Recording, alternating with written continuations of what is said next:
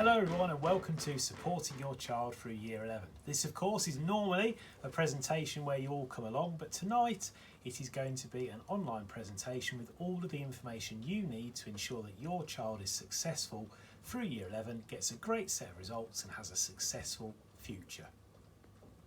There are 4 parts to tonight's presentation. I'll be going through important dates for this year. Kate Brain will be going through organising your revision.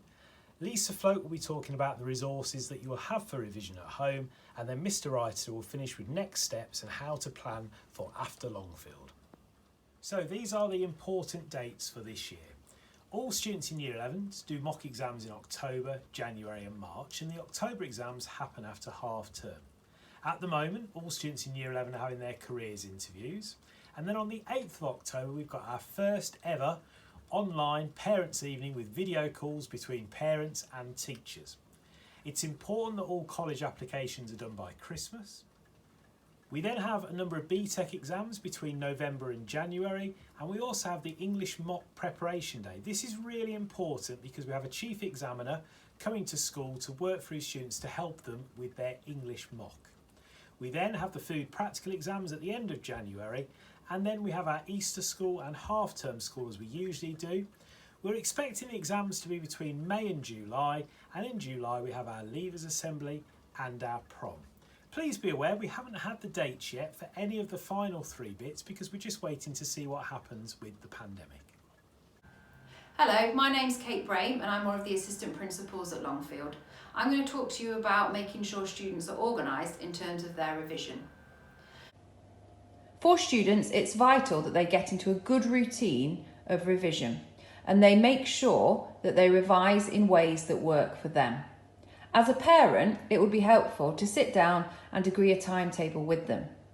We've given students an example revision timetable, and what they should do is go through and block out the hours that they are going to revise. They should also block out any social activities that they do or any hobbies because it's important that they keep those going. We recommend on a school night that students do about 2.5 hours each day, and at weekends they do 4 hours each day. So that looks like on a school day, half an hour of English, maths and science, the core subjects, and then an hour of their option subjects. At weekends, that looks like 45 minutes of English, maths and science, and then an hour and 45 minutes of the option subjects. Here's an example of how that might look.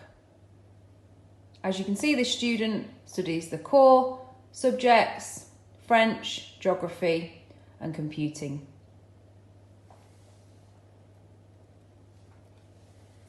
So students have decided when they're going to revise, but now we need to think about how. And there's 2 main areas that you need to be aware of if you want to be successful in your GCSEs. That's making sure that you can recall key facts and information, and then that you can apply it to the examination questions. So it's important students don't spend a long time copying out notes, making everything look really pretty, but actually focus on finding strategies to help them recall key facts, figures, dates, depending on the subject. It might be that they create flashcards and test themselves. It might be that they use an online resource. It might be that they ask you as a parent or carer to question them. And then they should practice exam questions by going through papers, past papers, timing themselves while doing it, and using subject-specific advice on how to answer the examination questions. And finally, I'd just like to talk about revision sessions at school. We have revision sessions after school and also at lunchtime. In house time, we have something slightly different called intervention, and this is for students who might not be quite at their target level. They attend the intervention sessions, and then once they reach their target level, they leave the intervention sessions and another student starts. Hi, I'm Lisa Float, the Vice Principal here at Longfield Academy. In my section, I'm going to take you through the revision resources that you can use to help prepare yourself for your mocks and also for your real exams. I'm going to start off by showing you our parent booklet that has lots of information about each GCSE qualification that we do here at Longfield.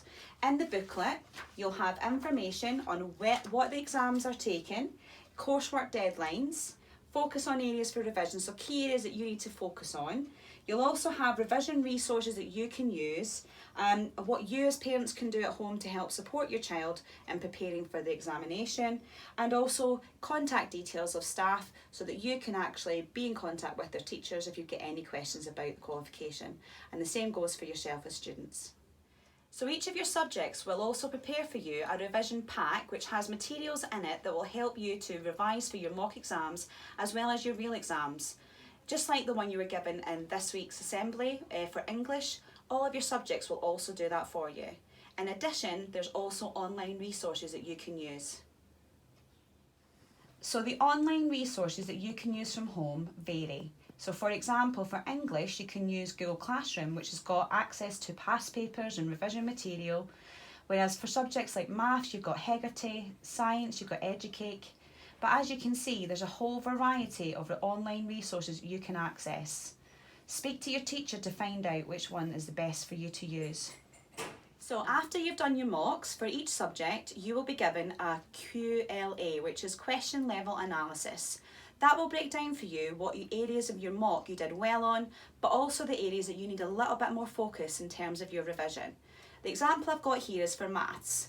So here as you can see, each question that you will sit will be RAG rated. So you'll be given a colour code. So if it's red, for example, that will then tell you the weaker areas of your mock.